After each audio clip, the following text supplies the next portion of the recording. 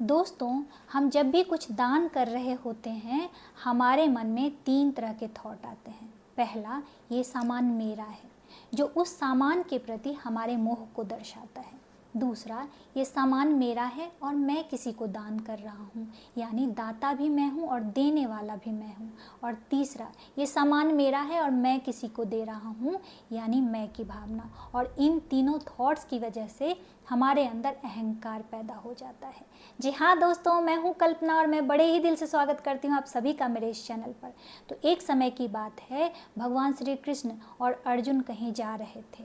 तो रास्ते में अर्जुन ने भगवान श्री कृष्ण से पूछा कि हे माधव, पिछले कुछ दिनों से मेरे मन में एक जिज्ञासा है, अगर आप कहें तो मैं आपसे पूछूं।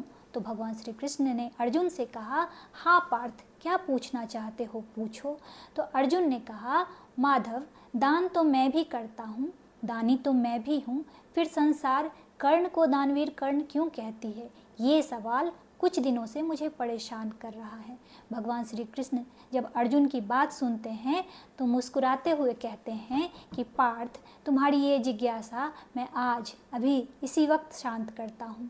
ऐसा कहते हुए भगवान श्री कृष्ण ने वहाँ उपस्थित 2 पहाड़ियों को सोने की पहाड़ी में परिवर्तित कर दिया और अर्जुन से कहने लगे कि पार्थ जाओ और इन दोनों सोने की पहाड़ियों को आसपास के गांव वालों में बांट दो।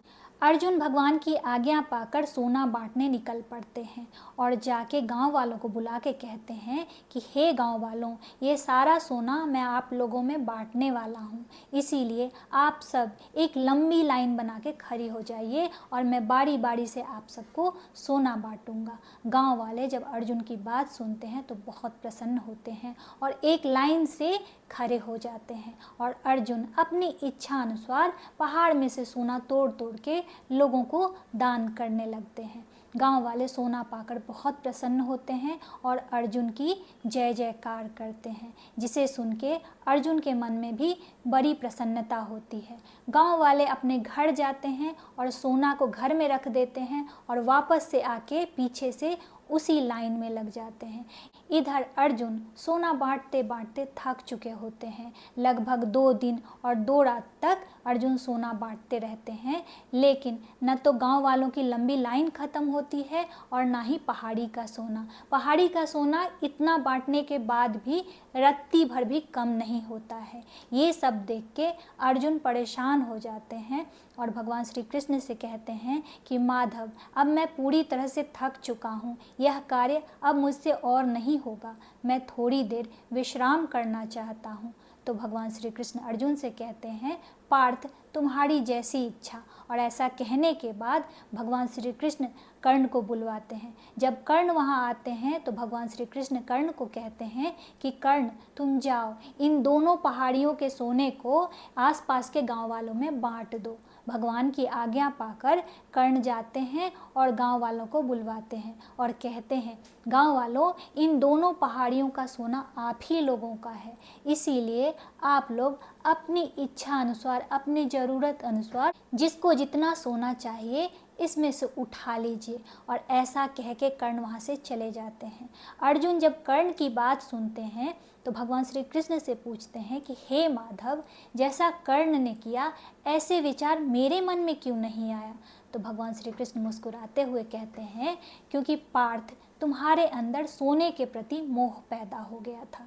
जब तुम सोना बांट रहे थे तो अपने आप को दाता समझ रहे थे और इसीलिए जब गांव वाले तुम्हारी जय जयकार कर रहे थे तो तुम्हारे अंदर अहंकार भी पैदा हो गया। लेकिन कर्ण के साथ ऐसा नहीं था। कर्ण के मन में उस सोने के प्रति कोई मोह नहीं था, इसीलिए उसने सारा सोना गांव वालों के सुपुर्द कर दिया।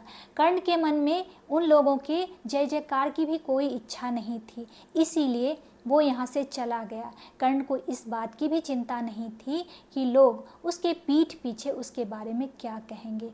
और जब मनुष्य इस स्थिति में आ जाता है, मतलब वो पूरी तरह से आत्मज्ञानी हो चुका होता है। और जो मनुष्य आत्मज्ञानी हो जाता है उसे न तो किसी चीज़ का मोह होता है और ना ही किसी चीज़ की अभिलाषा होती है और ना ही किसी चीज़ का दुख होता है।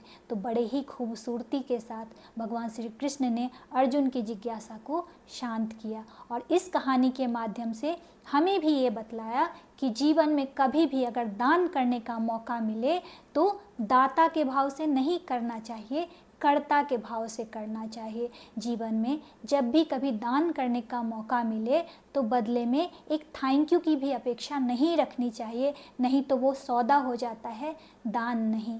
और जीवन में कभी भी दान करने का मौका मिले तो यूनिवर्स को खुले दिल से ग्रैटिट्यूड पे करना चाहिए कि हे यूनिवर्स, आपने इस महान कार्य के लिए मुझे चुना, ना कि खुद को महान समझना चाहिए। आशा करती हूँ कि मेरी ये कहानी आप लोगों को अच्छी लगी होगी। अगर कहानी अच्छी लगी है और आप मेरे चैनल पर नए हो तो चैनल को सब्सक्राइब कर लीजिए, वीडियो को लाइक कर दीजिए, अपने फैमिली और फ्रेंड में इसे शेयर ज़रूर कीजिए। कमेंट में सत्यमेव जयते लिखना बिल्कुल से मत भूलिए। चलिए अब आप सबसे विदा लेती हूँ, मिलती हूँ एक नई वीडियो में एक नई कहानी के साथ। Thanks for watching, bye bye.